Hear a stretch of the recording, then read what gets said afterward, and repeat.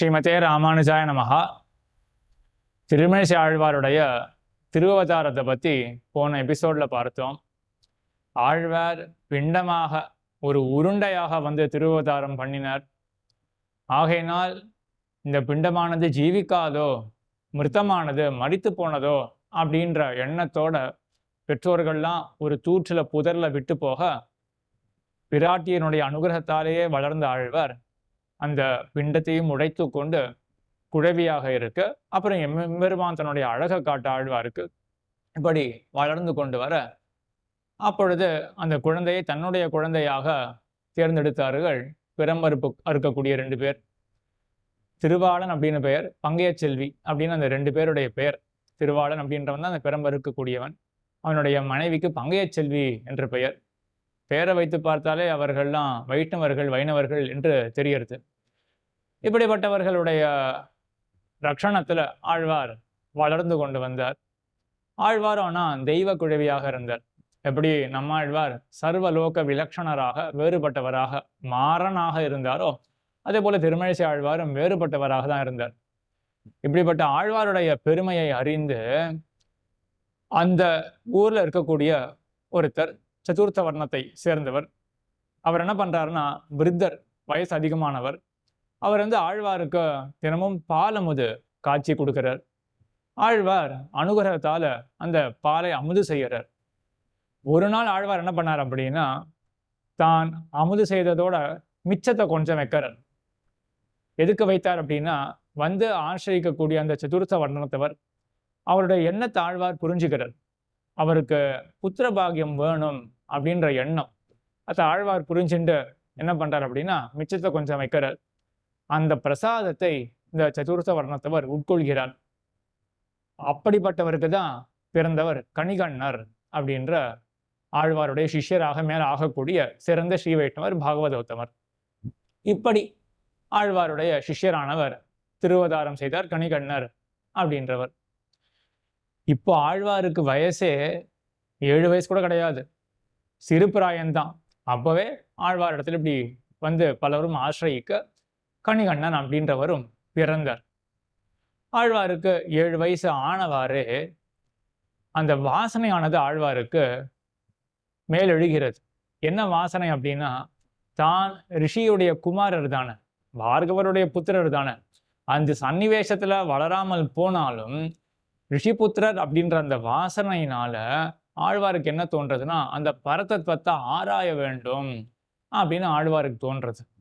முறையா வித்யாபியாசமோ இல்லாட்டி வேத அத்தியனமோ இந்த மாதிரி சம்ஸ்காரங்கள் எதுவும் இல்லாமல் போனாலும் அந்த வாசனைனாலேயே தூண்டப்பட்டு பரதத்துவத்தை ஆராய வேண்டும் அப்படின்னு 7 வயசுல ஆழ்வாருக்கு அந்த எண்ணமானது வருது.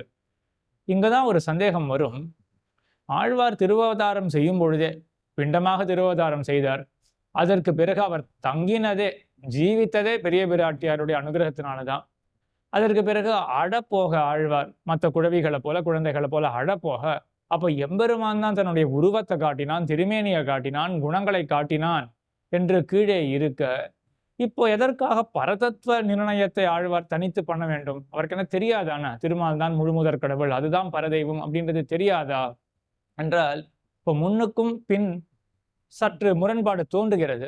இங்க அடியனுக்கு தோன்றக்கூடிய பதில் என்ன அப்படின்னா, எம்பெருமான் காட்டினான், ஆனா முழுமையாக காட்டலாம். ஆகையினால எம்பெருமான் காட்டக்கூடிய பொதுவான குணங்கள் என்னன்னா, தெய்வம் அப்படின்னு ஒண்ணு இருக்கு, சர்வ நியந்தா, சர்வ ரக்ஷகன், சர்வசிரஷ்டா அப்படின்னு அற்புதமான ஒரு சக்தி இருக்கு அப்படின்ற அந்த சாமானியமான பொதுவான அம்சத்தை எம்பெருமான் காட்டுறான். நம்ம கூட லோகத்துல சொல்லுவோம் இல்லையா, நமக்கு அப்பாற்பட்டத ஏதோ ஒரு சக்தி இருக்கு, கடவுள் அப்படின்னு ஒருத்தர் இருக்கார் அப்படின்னு பெரும்பாலும் எல்லாருமே சொல்லுவார்கள்.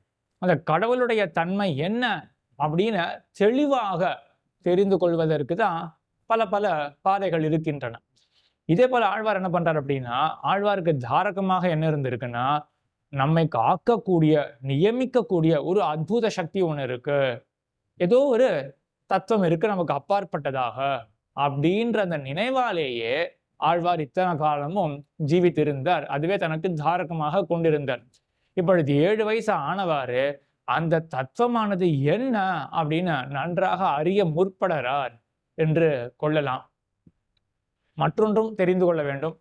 இதுவரையிலும் ஆழ்வாருக்கு மயரவர மதினமானது அருளப்படவில்லை. நம்மாழ்வாருக்கு மட்டும்தான் பிறந்த மாத்திரத்திலேயே எம்பெருமான் என்ன பண்ணான் அப்படின்னா மயர்வர மதிநலம் அருளினான்.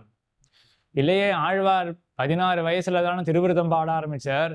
அதற்கு அப்புறம் தானே பல வருஷங்கள் கழிச்சு திருவாய்மொழி பாடினார். திருவாய்மொழியினுடைய முதல் பாட்டுல தானே மயர்வர மதிநலம் அருளினன் அப்படின்னு சொல்றாரு என்று நினைக்க வேண்டாம்.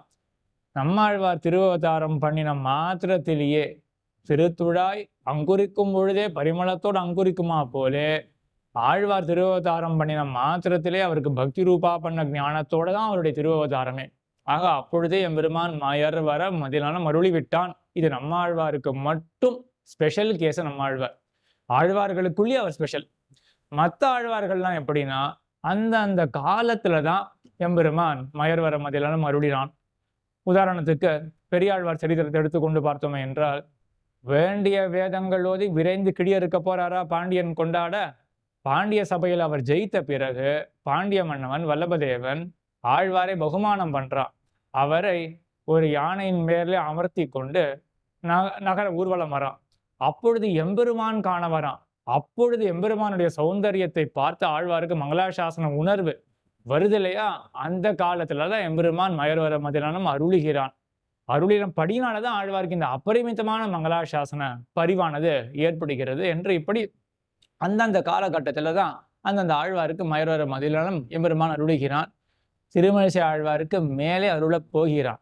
இப்ப 7 வயசுல ஆழ்வார் இருக்கார். அவர் என்ன பண்றார் அப்படின்னா, இதுதான் அந்த பரதத்துவம் அப்படின்னு ஆராய முற்படுறார். தாமே சொல்லிக்கிறார், சாக்கியம் கற்றோம், சமன் கற்றோம், சங்கரனால் ஆக்கிய ஆகம நூல் ஆராய்ந்தோம், பாக்கியத்தால் செங்கட்கரியானை சேர்ந்தோம், தீதிலோம் யாம் அப்படின்னு. எந்த விதமான தீதி இப்போ எனக்கு கிடையாது. பல சமயங்களை எல்லாம் ஆராய்ந்தேன். கடைசியில செங்கன் மாலை வைஷ்ணவ சம்பிரதாயத்தை வந்து சேர்ந்தேன் அப்படின்னு இந்த கணக்குல ஆழ்வார் பல பல சமயங்களுக்கு போயிருந்தார். ஆழ்வார் திருமேசி ஆழ்வாரானவர் நாயன்மார்கள்ல ஒருவராக கருதப்படுறார் என்றும் அடியன் கேள்விப்பட்டது உண்டு. 63 பேர்ல ஒருத்தராக திருமேசி ஆழ்வார் கருதப்படுறார் என்று இப்படி பல சமயங்களுக்கு போய் எல்லாவற்றையும் ஆராய்ந்து கடைசியில வைஷ்ணவ சம்பிரதாயத்துக்கு வந்தார்.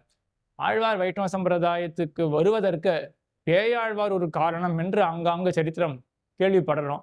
அந்த சரித்திரமானது இங்க குரு பரம்பரா பிரபாவத்துல இல்லை. ஆக மேலதான் வந்து முதலாழ்வார்களும் ஆழ்வாரும் சந்திக்க போறார்கள். திருமேஷ் ஆழ்வாரும் முதலாழ்வார்களும் சந்திக்க போறார்கள். ஆனா அது எப்போ அந்த சந்திப்பு ஏற்பட போறது அப்படின்னா, ஆழ்வார் பரம வைஷ்ணவராக ஆன பிறகுதான் அந்த சந்திப்பு ஏற்பட போறது குரு பரம்பரா பிரபாவத்தை பற்ற. இப்படி ஆழ்வார் பல சமயங்களை ஆராய்ந்து வைஷ்ணவராக ஆகி ஆழ்வார் பகவத் தியானத்திலே இருக்க, அப்பொழுது அந்த ஊரில் ஆழ்வார் எந்த இடத்துல எழுந்தருளி இருக்காரோ, திருமேஷன்னு கிடையாது, ஆழ்வார் அங்கங்க எங்க சஞ்சாரத்துக்கு போயிட்டு ஏதோ ஒரு இடத்துல எம்பெருமானை பற்றி தியானத்துல இருக்கார். இப்படிப்பட்ட பிரபாவசாலியான ஆழ்வார், அவர் மேல சுக்திஹாரன் அப்படின்னு ஒருத்தன், அவன் வந்து விமானம் இல்ல வியாகராரூடனாக, வியாகரம்னா புலி, புலியையே தனக்கு வாகனமாக கொண்டு அவன் நிலத்துல போகல, அவன் ஆகாயத்துல போறான். ஆகாயத்துல போறதுக்கு என்ன வாகனம்னா புலி. அந்த மாதிரிலாம் சித்த புருஷர்கள் அந்த காலத்துல இருந்திருக்கார்கள். வெறும் ஆழ்வார் போன்றவர்கள் அந்த அளவுக்கு பெரியவர்களுக்கு மட்டும்தான் சித்தி இருக்கும், சக்தி இருக்கும் அப்படின்னு இல்லாமல், யாரையாரோ சாமானியர்கள் அவர்களுக்கும் கூட தப்போ வலிமையால சில சில சித்திகள் சக்திகள் ஏற்பட்டு இருக்கின்றன. அந்த கணக்குல இவன் வந்து சுக்திஹாரன் அப்படின்றவன் கேச்சரனாக இருக்கான். கேச்சரன் அப்படின்னா ஆகாயத்துல சஞ்சரிக்கக்கூடியவன், புலியை வாகனமாக கொண்டு ஆகாயத்திலே சஞ்சரிக்கக்கூடியவன். அவன் என்ன பண்றான்னா, அவன் ஆகாயத்துல சஞ்சரிச்சுட்டு இருக்கான். கீழே திருமேஷ ஆழ்வார் இருக்கார் அப்படின்றது அவனுக்கு தெரியாது. ஆனா திருமேஷ ஆழ்வார் உட்காரக்கூடிய அந்த பிரதேசம், அவர் தியானம் பண்ணக்கூடிய அந்த பிரதேசம், அதன் மேலே அவன் சஞ்சரிக்கும் பொழுது என்ன ஆகுதுன்னா, மேல அவன் போக முடியல, தடுக்கப்படுறான். ஆழ்வாருடைய அந்த யோக வைபவத்தினால அவன் தடுக்கப்படுறான். உடனே அவன் கீழே இறங்கி இப்பேற்பட்ட யோக மகிமையா என்று ஆழ்வாரை போற்றி அவன் என்ன பண்றான்னா, ஆழ்வார் கந்தலான ஒரு வஸ்திரத்தை, கிழிஞ்ச வஸ்திரத்தை உடுத்தி கொண்டிருந்தார். இப்பேற்பட்டவர் ஏன் இந்த மாதிரி கந்தலான வஸ்திரத்தை அணிய வேண்டும் அப்படின்றதுக்காக அவன் பெரிய திவ்யமான ஒரு பட்டத்தை அவன் திவ்ய நிர்மித்தமான ஒரு பட்டத்தை அவன் கொடுக்க, அப்ப ஆழ்வார் சொன்னார், எனக்கு இதுலலாம் அபேட்சை இல்லை அப்படின்னு சொல்லி தன்னுடைய யோக மகிமையினால அந்த சுக்திஹாரனுக்கு ஒரு திவ்யமான கவச்சத்தை சமர்ப்பித்தாராம். அப்போ புரிஞ்சுண்ட ஆழ்வாருடைய பிரபாவம் என்ன அப்படின்னு, மேலும் அவன் என்ன பண்றான் அப்படின்னா, ஆழ்வார் வந்து துளசி நளினாட்ச மாலைகள் எல்லாம் அணிந்திருந்தார். அதாவது தாமர மணிமாலை, துளசி மணிமாலை இதெல்லாம் அணிந்திருந்தார். இதெல்லாம் வைஷ்ணவ லட்சணங்கள். இவன் என்ன பண்ணான்னா, அக்ஷமாலையாக இதையும் அணியலாமே அப்படின்னு நவரத்ன மாலையை கொடுத்தானாம். ஆழ்வார் சொன்னார், இதெல்லாம் வேண்டாம் அப்படின்னு சொல்லி தன்னுடைய அந்த துளசி மாலையையே நவரத்ன மாலையாக ஆழ்வார் ஆக்கினாராம். ஆக இப்படி ஆழ்வாருடைய பிரபாவத்தை அவன் அறிந்து அவனும் போனான். இந்த ஆழ்வார் இப்படி யோக பிரபாவத்துல இருக்க, யோகத்துல இருக்க, அப்பொழுது பரமசிவனார் பார்வதி தேவியோட அந்த இடத்துக்கு வரார்.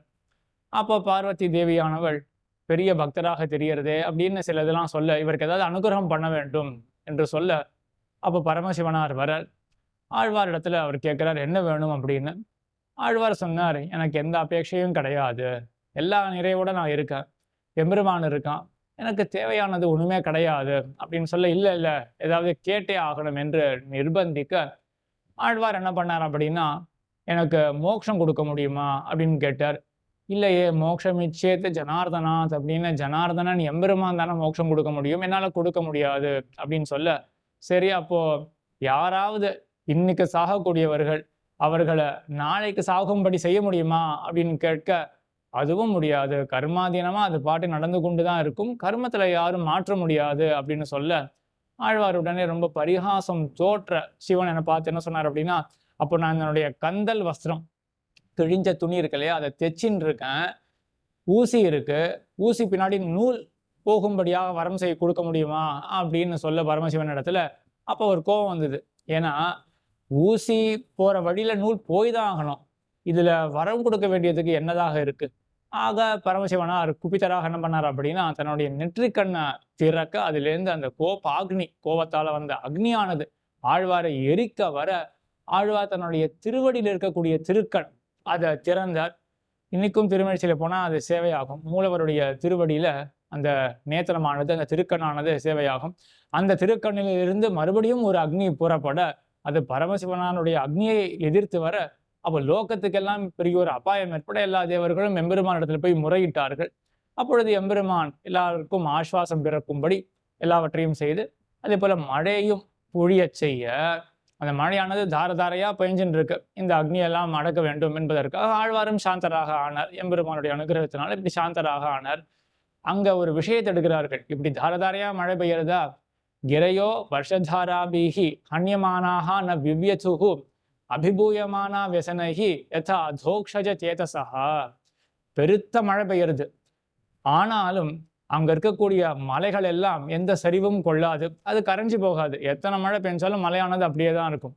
எப்படின்னா அதோக்ஷஜ சேதசஹா, எம்பெருமான் திருவடிகள்ல பக்தி கொண்டவர்கள், தியானபரர்களாக இருக்கக்கூடியவர்கள், அவர்கள் எத்தனை வியசனம் வந்தாலும், எத்தனை வருத்தம் வந்தாலும், எப்படி அவர்களுடைய மனசானது கலங்காதோ, அது போலதான் இந்த மலைகளானவை அந்த வருஷதாரைகளிலிருந்து அதற்கு ஒண்ணுமே ஆகவில்லை என்று இப்படி ஆழ்வாரையே ஒரு திருஷ்டாந்தமாக கொண்டு, ஆழ்வார் ஒரு மலையை போல இருந்தார். எப்படி மலைக்கு ஒரு சலனமும் ஏற்படாதோ அது போல எம்பெருமானுடைய தியானத்திலே ஈடுபட்டு கொண்டிருந்தார் திருமழிசை ஆழ்வார். இப்படிப்பட்ட ஆழ்வாரை சந்திப்பதற்காக முதலாழ்வார்கள் வந்து சேருகிறார்கள். அதே போல இந்த ஆழ்வாருடைய சிஷ்யர் கணிகண்ணன் என்ற சிஷ்யரால திருவெக்கா எம்பெருமான் ஓரிரவு மற்றொரு ஊருக்கு போயிட்டு மறுபடியும் தன்னுடைய ஊருக்கு திரும்பி வரான். அந்த 2 சரித்திரம் என்ன அப்படின்றத அடுத்த உபன்யாசத்துல பார்க்கலாம். ஆழ்வார் திருவடிகளே சரணம், எம்பெருமானார் திருவடிகளே சரணம், ஜீயர் திருவடிகளே சரணம்.